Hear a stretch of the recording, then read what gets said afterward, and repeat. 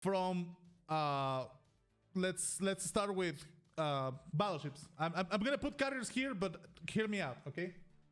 So battleships, for example, they have a mostly really long range, slow, methodical gameplay. You get closer to other things like more mobile battleships, and you get a more battle cruiser experience like Republic. Then if you keep going to the other extreme, you get more you get closer to cruisers like battle cruisers. You get a Stalingrad that is essentially a battleship on cruiser droids. You get what I mean? And then you get Puerto Rico, and then you get Petro, that is like a heavy cruiser, but like a super heavy that is not a battle cruiser, okay?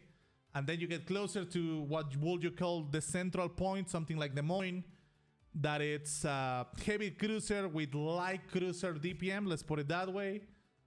And then you go back to Alexander Nevsky, that is a light cruiser technically, but it's got really big caliber for a light cruiser and an interesting DPM. And then you go to your average light cruiser, that will be something like Worcester. And then you go back and you get something like a super light cruiser, the likes of Austin and Smolensk.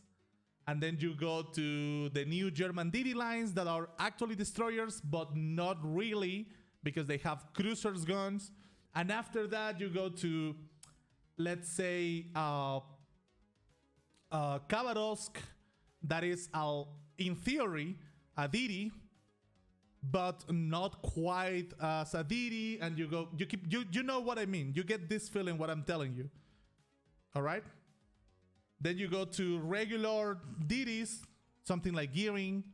Then you keep going back and you get something like torpedo DDs, like Haland, like Shimakaze. After that, the next step after that will be submarines. Because submarines are the evolution of the torpedo boat. You completely give up any kind of firepower, not even defensive firepower. You literally give everything up. All right. And for that, you get excellent concealment, a way to disengage a lot of situations that you will not be able to disengage with a surface ship. You get some things, you give up some things like firepower and alpha and that kind of stuff. Okay. So if you see the game like this, if you try to comprehend the game on this scale, all right, submarines are right there. If you want to understand the gameplay of submarines, is essentially torpedo boats on steroids. That's how they feel, that's how they play, and that is essentially the role that you will get on submarines. So if you like that kind of gameplay, if you really like playing sneaky things, high concealment, a lot of information for your team, a lot of positioning, a lot of tactical gameplay, submarines are probably gonna be for you. If you are not a really big fan of that kind of ships, the chances are you will most likely not enjoy this gameplay. And to some degree, you can already see a lot of people, telling you like, oh no, it's super boring, I don't like it, it's not good, it's underwhelming. And yeah, to some degree, yeah. Because it's exactly the same complaints that a lot of people have of torpedo boats, like I don't know how to land torpedoes, I always get detected, Hydro absolutely shut me down, or radar shut me down, and that kind of stuff, even carrier shut me down. So you're gonna have something like that on the submarines.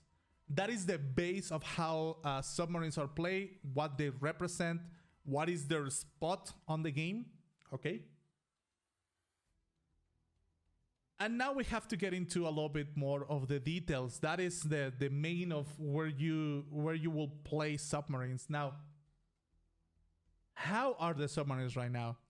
Are they good? Are they well balanced? Are they underwhelming? Are they way too OP? And I think the answer to that will be they are okay-ish to underwhelming. And the reason I don't dare to say completely underwhelming, even if I'm not doing particularly good, is because on the brief moments that I got a chance to have a somewhat normal game on the test environment that is completely impossible, almost impossible. It's super hard to get a regular game on the test server environment. But the times you get something close to a regular game, you can start to grasp how powerful a submarine can be. And that is from an average player. I'm a 52% win rate player. I'm not a unicorn by any means. So I can only think how effective something like the German submarine that we test today can be with a really good DD main Unicom on live server. That thing can be really terrifying. It will be something worth to keep on mind. All right. But are submarines enough to reinvigorate the game to players who feel like the game is dying? Maybe not. But first we will have to address why those people feel like the game is dying. Like, we tend to project our feelings. Actually, as I say so many times, because I'm plugging my YouTube channel like crazy. By the way, there's gonna be a card probably here to that video that I'm talking about right now. It's called "Is the Game Dying?" Will this be enough to bring that people back?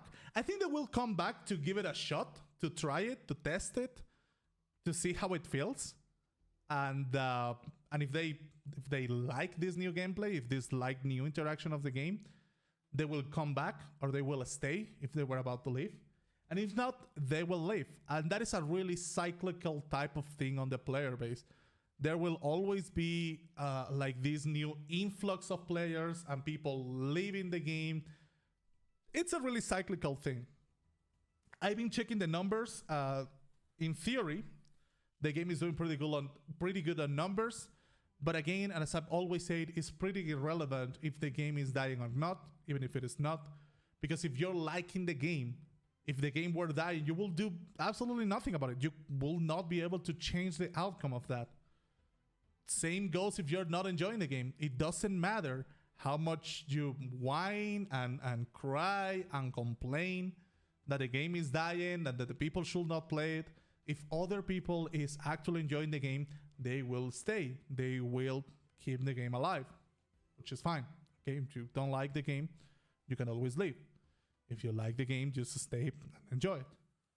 Game is dying, crap rate. Yeah, maybe.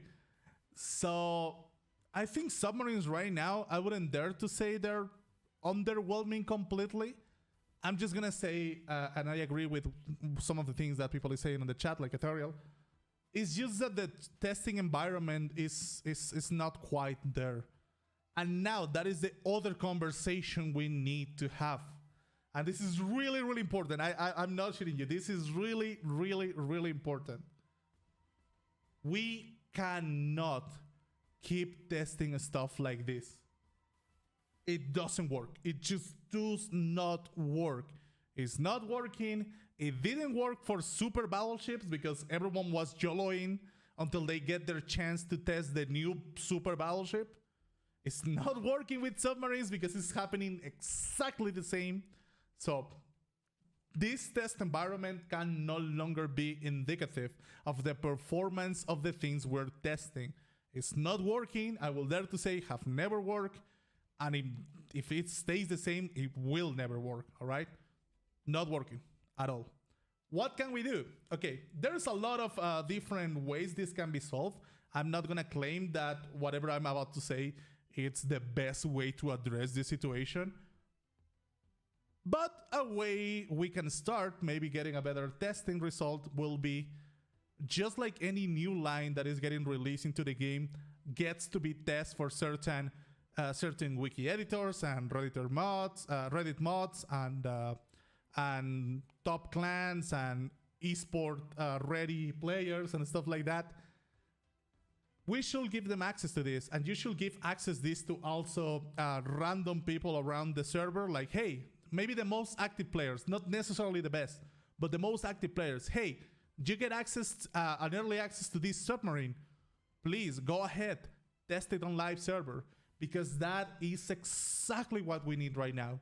We need a live server, pretty stable testing that is not like, yo, okay, hey, everyone, jump in, everyone pick a submarine and YOLO the out of your mind, okay? We cannot do that because that's not going to work. That is not working so far, and I don't think it will ever work. That being said, we talk about what is the spot, what is the place for the submarines on the game right now, what is the current state, what can we do to test them better. Last thing, and I think that last thing for the time being, after that we can get a Q&A if you want. What is the submarine implementation into the game going to represent? Because there's two things that worry me. If we get non-restricted access or non-restricted matchmaking for submarines, we're gonna get a lot, literally just an insane amount of submarines on the first days. Like, you know how it is when people is playing a new ship and you see 6 Cristoforo Columbus per side, which is ridiculous. Imagine that with submarines. It's gonna be really, really tough because you will remove too many surface ships. It will be like adding 8 destroyers per game. It can be done. It is definitely altering the way the game feels. So I think there should be a restriction to at least top 2 per game. Per side on game. Just like the carriers right now, because imagine a game with 4 carriers per side. It will be ridiculous. I think there should be something in place like that for submarines. I think it is necessary, at least for the first couple of months. And if I'm completely honest with you, even in the future. And the reason that I say even in the future, they will. Yeah, definitely, Venom. They absolutely need to do that. 4 CVs per side, my Haaland will love that. Yeah, until you realize that even Haaland will struggle with 4 CVs per side. Okay, so that being said, there needs to be a hard limit on the submarines per side. If not, they will fall into this category where we will have a lot of surface ships that are hard to spot, not really that active, and on top of that, we will have DDs and of course carriers, because carriers are not going away, and we will lose too many surface ships, and I think the pace of the game is gonna be completely different. So, other than that, despite what a lot of people think, I don't really feel submarines will be that game changing. There will be some changes. There will be things we will have to relearn and adapt. If you want to do that, if you want to leave the game, fine. But I don't think submarine is gonna be the end of the game. Also, due to subs having such low HP, average damage numbers will fall. Yep, less HP to farm, I guess. We can only tell them in randoms, in my opinion. I think we will eventually have them on all kind of gameplay, you know, on all kind of queues, on all kind of matchmaking, not only, of course, on randoms. Agreed, that's what I hate seeing, DDs. Less damage to farm? Makes sense. So I think that is what I can tell so far about submarines. I think they still need to you know, add some things to see the real effect of them. We need them on live server. Absolutely, we need to see them on live. We need to test them on live server on real conditions if we really want to feel or get an idea how it's gonna work. Let this also be a video to talk about how horrendous are the testing for this new kind of dynamics. So I agree with everyone. Sadly, test server just doesn't help with actual testing. No, not at all. It's absolutely horrendous. It does not work at all. We need real, actual, useful testing for that. I like turtles. Me too.